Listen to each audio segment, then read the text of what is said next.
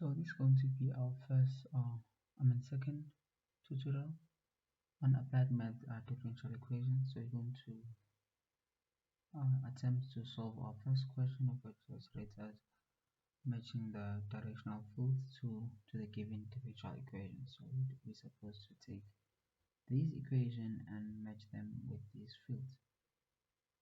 So let's try that.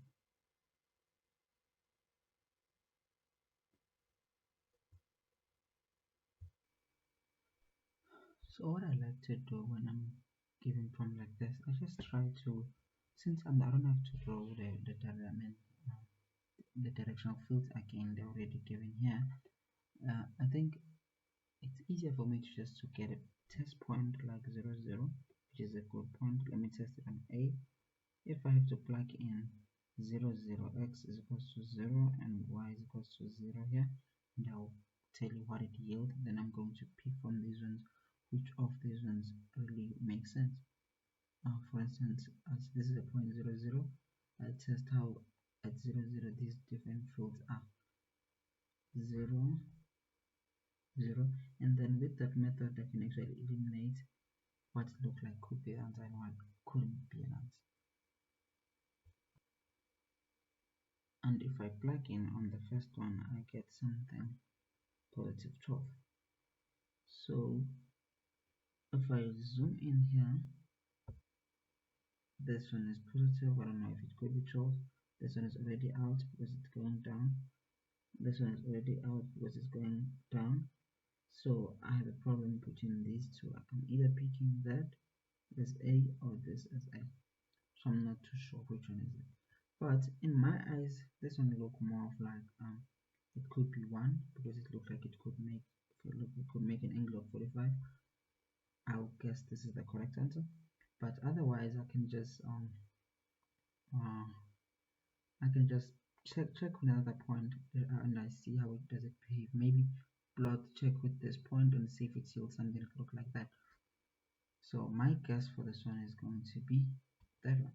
So the best we can do is just go into a software and try to plot to see if our guess was correct. So if I plot it on my software, it kind of look like our guess was correct. Looking at, we were testing on a point, I think we were testing on a point 0, 0, and I don't know where is 0, 0 here. Yeah, I think we were supposed to be around here and decided it should be 12, and it looked like it is really steep, so that's really 12.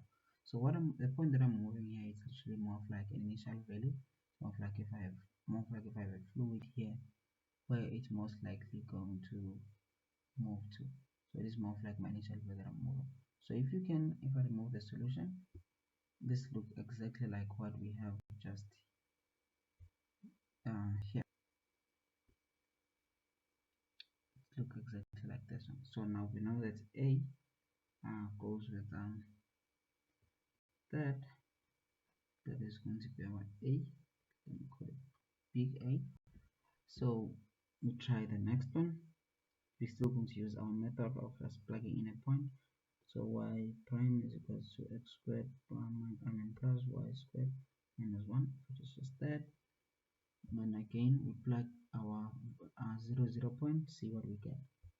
So if I plug in here, I'm getting -1.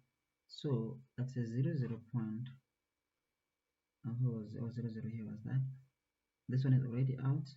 We're interested here and here and here. Supposed to be -1. So if I come here, it's going down, so that could be the answer. Here it's going up, so it can't be an answer. If I come here, it's going down. So now I have options between that and that. I don't know which one I'll choose because this one looks like it can be 1. Also, if I try that one, it looks like it can be 1. So I don't know what it is. The best practice is so some people will try to do critical point and see. That one also could work. So critical point is where our y is equal to our y prime is equal to 0. So we can just see if we can try to get critical points. But I think it's better we just try different points. So what if we try, what is this one has a range of 4. If I try 1 and 1, Do I have 1 there? Don't be easy. Okay, I can try 0 and 1. Okay, let's try another point called x can be 1 and our y can be 0. Let's see what we get if we do it like that. For that point, I'm yielding 1, positive 1. So it was x being 1 and that one being so it means that was here being 1 and 0. So that looked decreasing, that also looked decreasing. So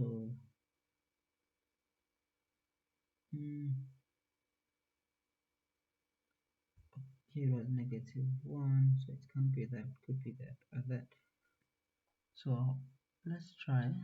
So for some reason I miscalculated.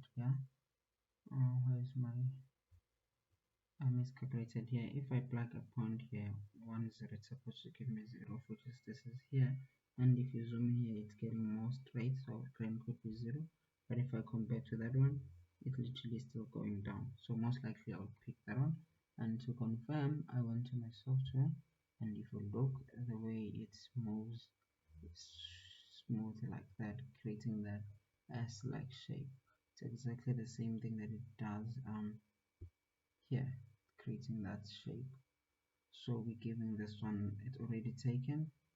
I'm giving it B. Now I have this one it's quite an easy one, because this one is what they call autonomous, because they don't have Y on them. And these ones, you see them that they don't change as you are moving along X. They don't have X in them, right? There is no X here. They don't change as you move like this, so they're literally the same thing. It's more of like, it is, if it was water or fluid, would have said they are steady because they don't depend in time. So if you look as you move along, let me say I call this time, as I move like this, thing doesn't really change. If I can cut the slice, it's the same as that slice. But the one that is also unchosen is this one. As you see, if I move like this, it changes. So obviously this one will have to be D because it's autonomous, doesn't depend on X, or it doesn't depend on time. If I look at this thing as time, beside me, I don't have to plot, but this is going to be this is D, that means this is going to be C. So it's going to be A, B, C, D. So now I think we can move to the next problem. So on question 2, we're supposed to say if the for each of the following differential equations and initial values theorem, we're supposed to find critical points, supposed to say if it's stable or unstable, and then draw a hand sketch, determine where the graph is of equilibrium solutions. So I don't think we'll have to do all of them, but I'll try to give a good perspective on how to solve them. So before I try to solve the problem, I think I have to pass by what is the stable critical point, unstable,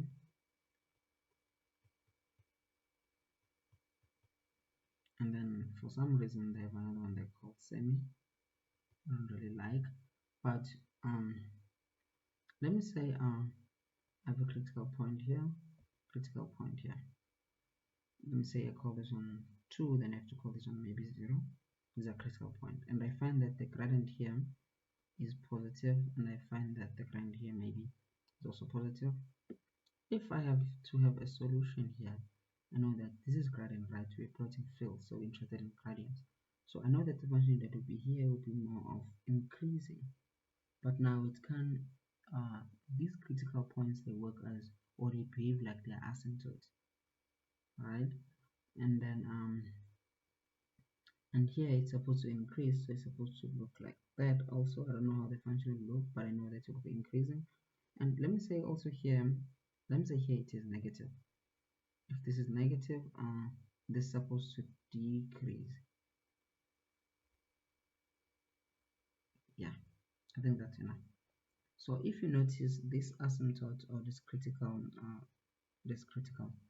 um, point here, it's attracting this solution and it's repelling that solution. So as it's attracting and repelling, we don't really know if it is stable or unstable. That's when we choose unstable, because it's very choosy. Other ones it's attracting them, other ones it's repelling. And then here, this one it's repelling both. It's pushing that one. Is it this one? It's yes, it's pushing that one and it's also repelling that one. So this one is unstable. Unstable. We are sure. Let me say here it was negative. If it was negative, we would have known the solution would have looked like this, and this one would have been stable because it would have attracted both of the solutions into this critical point. So as much as I said, think of these things as like fluids. If I put a particle here, let me say this is my particle. Let me grab my particle. If I put it here, it's most likely to move like that, but it's be repelled by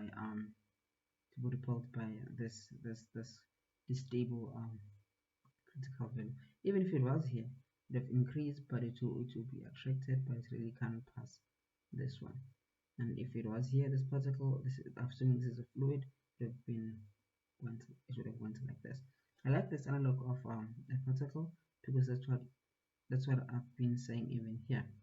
Let me continue. Let me say my particle was here. Let me go here. You see my particle, if it was here, it would have went straight. If it was here, it would have went like that. If it was there, it would have went. If it was here, it would have went. So these fields are literally more of like velocity field of if I was talking about fluids, if we were studying things like fluid dynamics. But I think now we have an idea what is stable and unstable.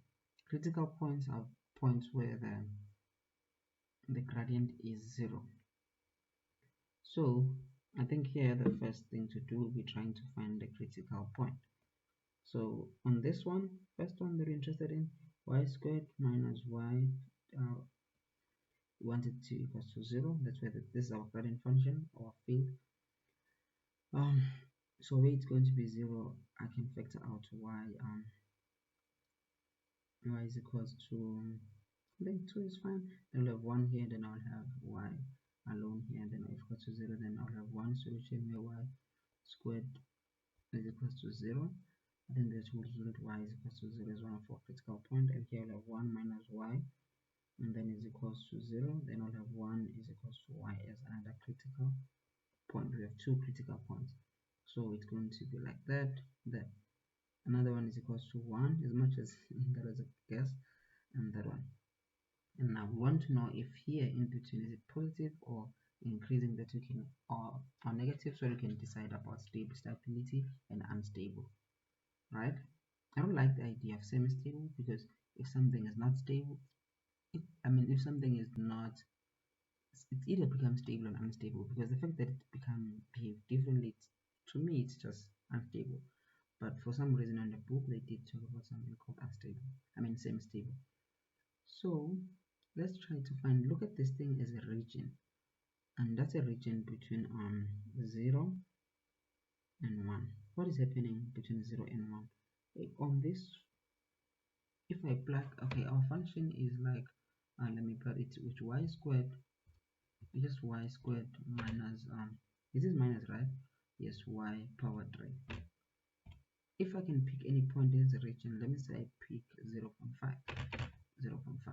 If I pick 0 0.5, it get 1 or 1 over 8, of which is positive. That's what I'm interested in. Here you will get something positive.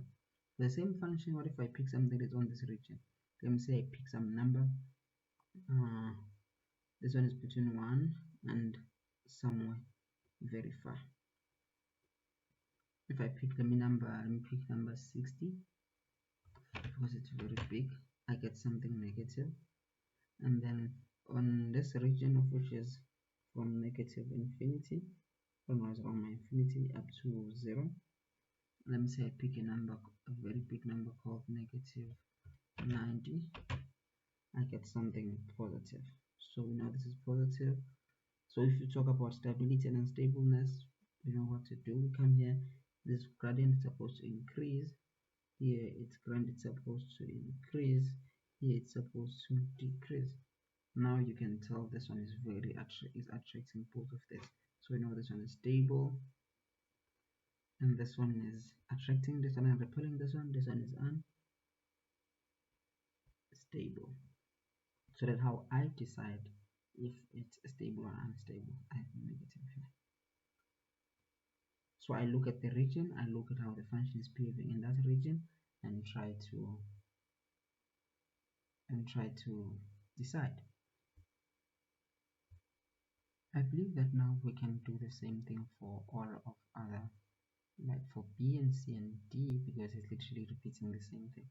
So let's see if we can solve that, because it's literally the same thing. I believe that we can solve it now for all of them, just finding critical values. Then from there we can make very good conclusions. So what if I pick another one? Let me pick D for some reason. It looks like it would be nice. Correct y prime is y e y minus 9 y all over e y. Okay, so interested where this thing equals to 0. So the only reason this thing equals to 0, because you know that you can have a denominator equals to 0. So let's just say this one will never be equals to 0. So the only thing that's equals to 0 is only if the numerator is equals to 0. So we want y e y minus 9 y equals to 0. Is that even possible? I don't know. I don't know. 9y, but right now if I take out y is equals to y, we are losing some solution, some critical value. So I will take it out like that, but I know that it causes some conflict with a lot of math people. They don't like me doing that, but I'll do it. Then if it's like that, you can do lean right, you can do lean both sides, and this one can go down. Y is equals to lean 9. And I don't know if lean 9 is something interesting. Not really. Lean 9 is what it is, somewhere around 2.19.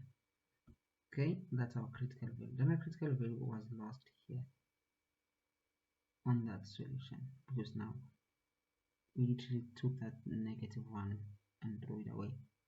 So we know that one of the critical values that we got was this one, which was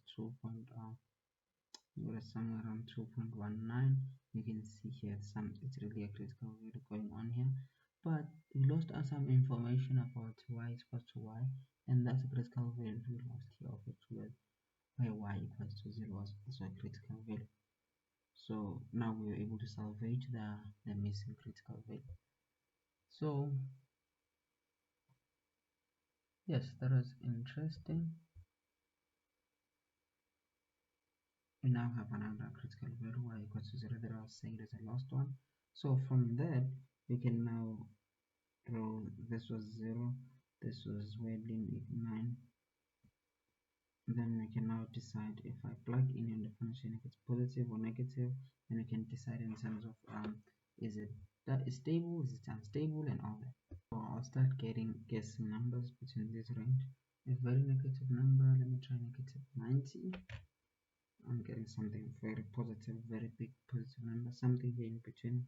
There's 0 to 2.9. I can just guess 1 is a good number. If I guess 1, I'm getting something negative. And what if I'm guessing something very positive like positive 9? Okay, I'm getting something that is also positive. I forgot what happened between when I put 2 here. I got negative. Okay, everything's fine. So if that's the case, I can now try to sketch some solution curves. This one's supposed to be negative, supposed to go like this. One's supposed to be positive. This is supposed to increase. You know this one is stable. You know this one is semi, because it's repelling and repelling, so it's unstable. So I think you apply the same pattern with all of the things, all of the problems that we have there. So you could do the same thing again and again. Let's try to do a quick one for around the quadratic formula, because I feel like it's the one that is, because this one critical values, I hate C because critical values are literally obvious. They're literally obvious, and y is equals to 0. I don't like doing it. Let's try that one. Remember, we could try to factor it where our a is equals to -1. Remember, it's quadratic. A B C, our b is c, and whatever, and our c is 10. So if we try to factor that out, our x1 is going to be 5, and our x2 is going to be -2. And then these are literally our critical values. We have -2, we have 5, and then these are our ranges that we're interested in. What is the function? We'll try to put it in here and see what do we get inside this range. The positive or increasing, I have to copy the function itself. And if I guess number below here, let me guess something very extreme, -90. I'm getting something negative. If I guess something that is in between here, I could guess 0. 0 is a good number. If I plug it here, I get +10. If I guess a very positive number like +90 now, I'm getting something negative. And then let's try to draw our solution. Going to be positive here, going to be negative here, going to be negative here, making this one very stable because very addressing, and that one making it semi because it's repelling that one, and and repelling this one, making it unstable. So I could make mistakes here, but you see the pattern of how I solve problems, which is what I'm trying to show. Now our problem here will be we have to solve this differential equation, and likely we know that they are separable because that's what we've been studying recently. So let's try to, it's literally separable, so it's not going to give us more problems. Separable means you can actually separate x and y, and it looks like we'll have dy here, and here we'll have y minus 1 squared dx, then no rows. You have to integrate both sides. It's become y. No, I can't because it run as an x. So let me fix my thing. I don't know, I'm doing a very unwise mistake. Dy is equals to y minus y all squared dx. The one that doesn't have partners here, it's dx. So we'll have 1 all over y minus, then dy. Dx, sorry, it was dy this side, so it's dx. Then from here I'm going to integrate, and then I'm going to have my solution. Done. Simple as that. Let's try another one. So the point here is to show you that you can separate them. Okay, let's try b. B is saying dy dx plus xy squared is equal to 0. Obviously you have to say that dy dx should be equal to -2xy, and then I take that I have -2xy dx. I took that the exact side dy here. Want everything with y to go on the side. I will have y squared, which will be in the bottom. Dy is equal to -2x dx. Then you can integrate both sides, then you'll be done. Okay, that's nice. Let's see. I want us to see that the point to show how easy to separate them. Okay, let me try c. C is going to be x y dy dx is equal to e negative y plus e. Then remember that the reason why I'm moving so quickly on these ones, I just assume that we can at least do integration. Yes, we can. Okay, then I feel like here I can factor out e negative y. If I take it here, I'll have a 1 minus. If I take it here, I'll just have e minus 2x, and then this side I'll have ex y, and then this I'll have a dy here. Now this dx will come on this side, dx. Then from here, this everything with x, it's on the right position. I just need to take this one with the y to the other side. So we'll have y over e negative y dy, and then this one has x, so it will be 1, I mean is equals to 1 plus e negative 2x all over ex dx. And then from here we can integrate both sides, and then our thing get easy.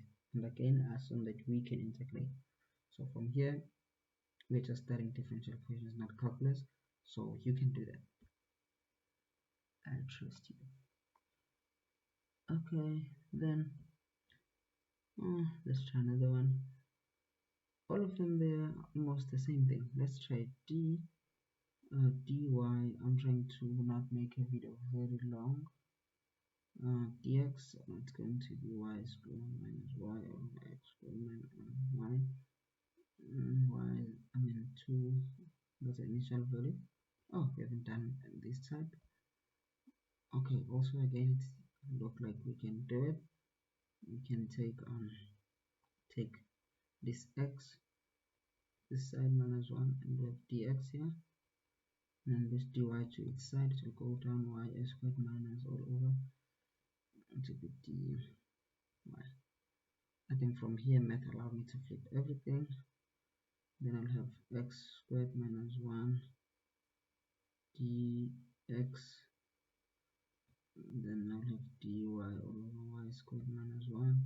Then I can integrate both sides. I can plug in.